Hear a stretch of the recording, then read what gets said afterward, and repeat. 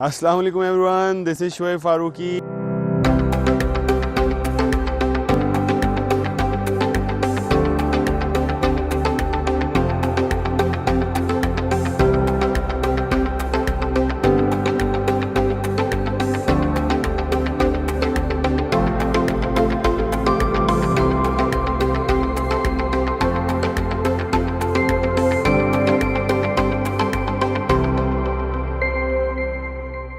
سب چیزیں مہنگی ہوں گی تو حکومت کے پاس سستے پیٹرول کے لیے دیگر کیا آپشنز ہیں، کیا کیا جا سکتا ہے؟ پیٹرول مزید مہنگا ہونے جا رہا ہے یا نہیں ہونے جا رہا ہے؟ اسی پر بات کرنی ہے. پیٹرولیم ایکسپرٹ شعیب فاروقی صاحب ہمارے ساتھ موجود ہیں. شعیب فاروقی صاحب، آپ کو سب سے پہلے پاکستان میں خوش آمدید کہیں گے. سر، پروگرام کی بحالی کے لیے، آئی ایم ایف کے پروگرام کی بحالی کے لیے ہم دیکھ رہے ہیں کہ جو اقدامات اٹھائے جا رہے ہیں اس میں پیٹرول کی قیمتیں بڑھتی جا رہی ہیں، اضافہ ہوتا جا رہا ہے پیٹرولیم مصنوعات میں. لیکن آگے کیا ہونے جا رہا ہے؟ اگر سبسڈی زیرو کرنی ہے اور یہ زیرو کرنا لازمی ہے تو پھر کیا ہم یہ ایکسپیکٹ کریں کہ ابھی پرائس مزید 30 روپے یا 40 روپے بڑھ سکتی ہے؟ بہت شکریہ، آپ نے مدعو کیا اور آپ کی ٹیم اسلام آباد میں بڑی پروفیشنل ہے، بڑا خیال کرتی ہے، بہت شکریہ ان کا. بہت ہی اہم سبجیکٹ ہے، اس پہ بہت لوگ بات کر رہے ہیں، پچھلے 5-6 دن سے اس پہ ہر آدمی بات کر رہا ہے. میں کوشش کروں گا کہ آپ نے ناظرین تک کچھ ایسی فیکٹس سامنے شیئر کریں جس میں تھوڑی سی امید نظر آئے. اچھا، پیٹرول کی قیمتیں بڑھیں اور یہ بالکل اس طرح بڑھیں کہ جیسے ایک اسپرنگ ہوتا ہے، آپ اسپرنگ کو کمپریس رکھیں بہت دن تک اور جب آپ اس کو چھوڑیں تو اس کے اندر جو ریسٹورڈ فورس ہوتی ہے وہ بیک فائر کرتی ہے. تو یہ جو 30 روپے کا اضافہ ہے یہ اسی لیے ہوا. یہ پرائسز گریجولی بڑھنی چاہیے تھیں جو کہ نہیں بڑھیں کیونکہ عالمی منڈی میں جو ہے وہ تیل کی قیمت بڑھ رہی تھی. اب اگر ہم دیکھیں تو پچھلے 6 مہینوں میں عالمی منڈی میں تیل کی قیمتوں میں تقریباً 60% اضافہ ہوا ہے. اس کے مقابلے میں پاکستان میں جو اضافہ کیا گیا ہے وہ صرف 25% ہے. یعنی یا تو دو باتیں کہ آنے والے دنوں میں مزید پیٹرول کی قیمتیں بڑھیں گی یا پچھلے دنوں میں جب عالمی منڈی میں تیل کی قیمتیں بڑھی ہوئی ہیں تو لازمی ہے کہ ہم نے پیٹرول کی قیمت بڑھانی ہوگی کیونکہ ہمارے پاس کوئی آپشن نہیں ہے. ہم تقریباً اپنی ضرورت کا 80% جو ہے وہ ملک میں درآمد کرتے ہیں تیل.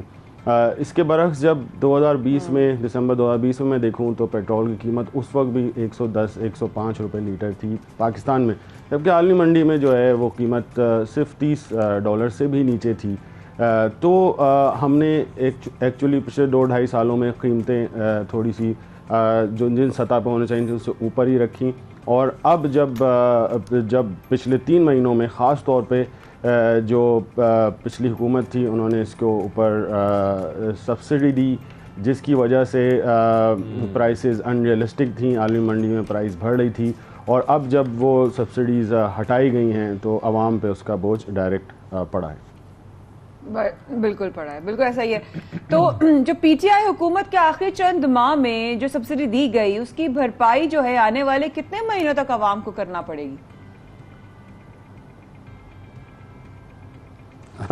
اس کا تعین مشکل ہے لیکن سمجھانے کے لیے بڑا ضروری ایک ایسپیکٹ ہے. ایک ایسپیکٹ یہ ہے کہ جو تیل کی پرائس، پیٹرول کی پرائس مختص کی جاتی ہے اس کے اندر تقریباً 65% تو ریفائنری کاسٹ ہے جس کا ڈائریکٹ ریلیشن جو ہے عالمی منڈی سے ہے.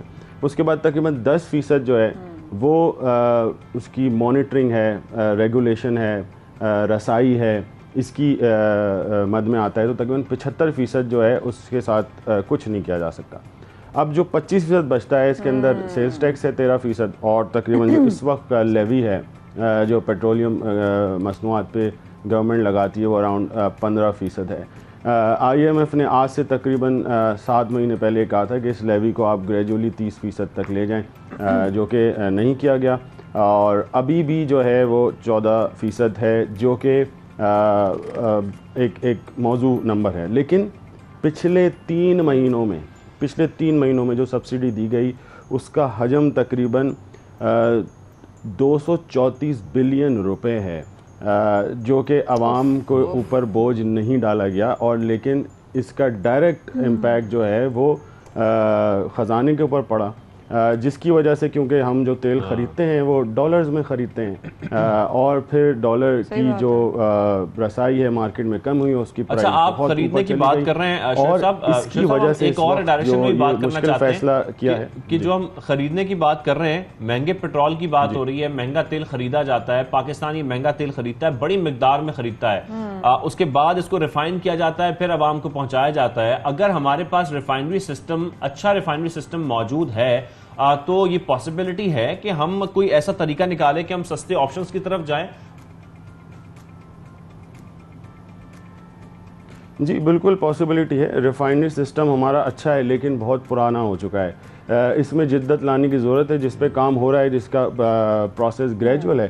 اب اس وجہ سے تقریباً 19 بلین ٹن اور جو کیپیسٹی ہے ہماری ریفائننگ کی، اس میں سے ہم جو ہے وہ 11 ملین ٹن اس وقت ریفائن کر رہے ہیں، جس کی وجہ سے آدھے سے زیادہ تیل جو ہے ہمیں ریفائنڈ فارم میں لانا پڑتا ہے۔ اس کی بنیادی وجہ یہ ہے کہ آج سے تقریباً 1-1.5 سال پہلے ہم نے یورو 5 اسٹینڈرڈ، جو کہ دنیا کا جانا مانا اور بڑا مشکل اسٹینڈرڈ ہے انوائرمنٹل ایسپیکٹ کے حوالے سے، وہ امپلیمنٹ کیا اور ہماری ریفائنریز کیپیبل نہیں تھیں کہ وہ اس کو ریفائن کریں۔